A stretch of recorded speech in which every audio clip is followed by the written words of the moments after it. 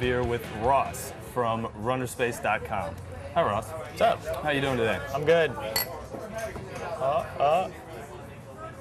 I'm already beating you pretty bad here. Yeah, I know. Well, this is actually my 5th beer today. Oh, so right. Nothing big. So, Ross, this is a new media that you guys are into. Now, there was one other website that is similar to you. You might have heard of it, named FlowTrack. And how do you compare yourself to that website? You two being the big hitters on the scene.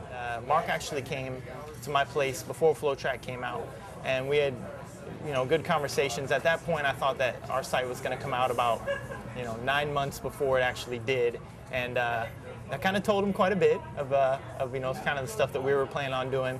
At that point, they were primarily just a training log and video, if you don't remember, at the beginning. Right. But so I was like, we're going to be totally different. We could do training logs on each other's sites, and then they started to kind of bubble in a kind of the way that was similar to what we were going to be doing. So but, it was highway robbery. Highway robbery. That's how you would describe it. Yeah. Wow. That is. Yeah, good times. Nobody knows that. Yeah. How many lawsuits are pending on that one? About 3. And a team of how many lawyers is it? Yeah, we got about 4.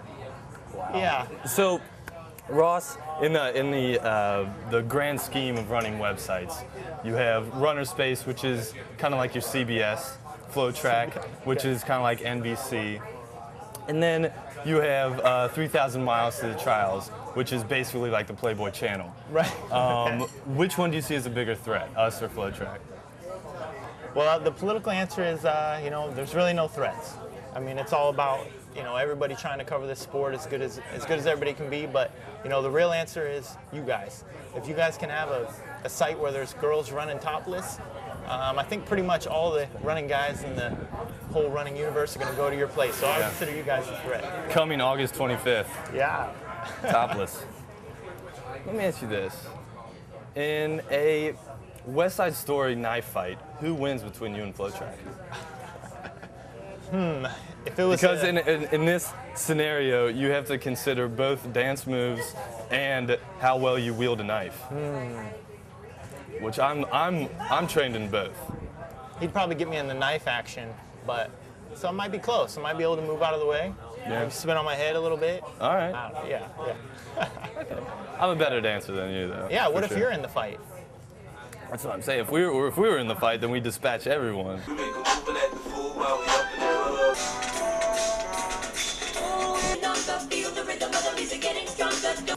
How big is Runnerspace? How many people do you have working with you?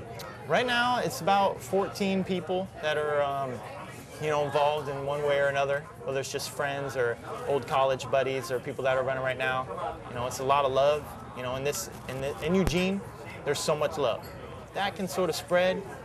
That's really the main goal for what we're trying to do. In New York, we all just hate each other and try to stab each other in the back. New York Roadrunners are killing it over there. They're doing a great job. I mean, how did they get to the top?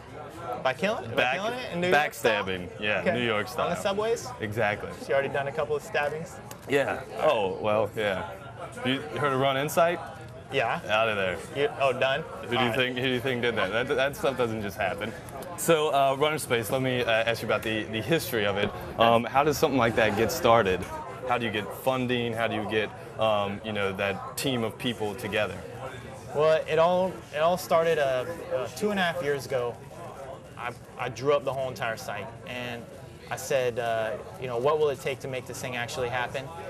After that point, it was all about trying to get some money. That took some convincing. I couldn't convince anybody really but my dad. And so I said, hey Dad, can I borrow some cash to try and make this happen? He's like, I don't have any cash. What do you, I got my life savings. What do you want? And I was like, well, how much is your life savings? Yeah. And that's a question you don't really ask your dad.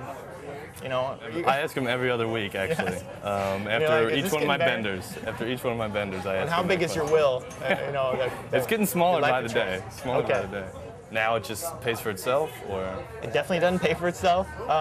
It's still quite a ways away from that. The only really way it can work is if enough people get excited from what we're doing and the examples that we're trying to show, that they'll help out all from around the country. Because we really feel that every event in the entire country could be covered, And if they can use our system, upload videos, upload photos, we'll deck out your event page and you know, feature yours above, you know, what the stuff that we're doing. We don't care if ours is the featured stuff. We're just the only one doing it, you know. So. All right.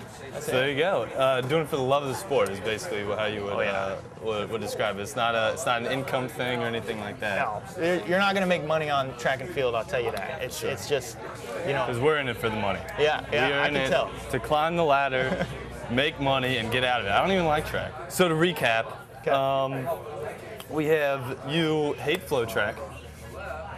You wish their site never existed, and you kind of want to fight them West Side Story style. That pretty much summed it up.